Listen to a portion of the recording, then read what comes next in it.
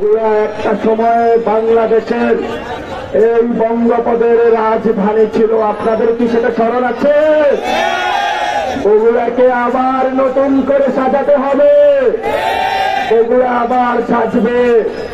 তবে আগামীর বগুড়া জুলাই গণঅভ্যুত্থানের যে মহানায়কেরা রয়েছে, জুলাই গণঅভ্যুত্থানের যে পার্টি রয়েছে, এনসিপির হাত ধরে আগামীর বগুড়া গড়বে।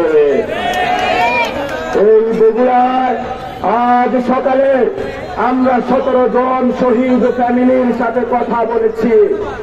এই বগুড়ার রাজপথ শহীদদের রক্তে রঞ্জিত রাজপথ।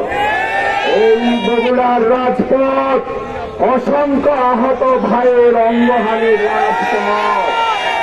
যারা বগুড়ার দিকে চোখ তুলে তাকাবে তাদের বাংলাদেশে জায়গা হবে না।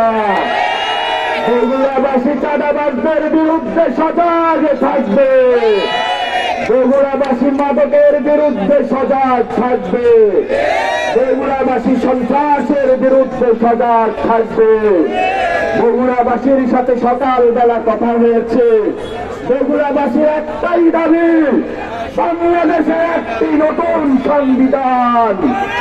কারণ ৭২-এর যে মুজিব সংবিধান রয়েছে, এই মুজিব সংবিধান দিয়ে বগুড়াবাসীর উপরে গত ৫০ বছরে শুধু একটি জিয়াউর রহমান জন্মগ্রহণ করার কারণে নির্যাতন চালানো হয়েছে।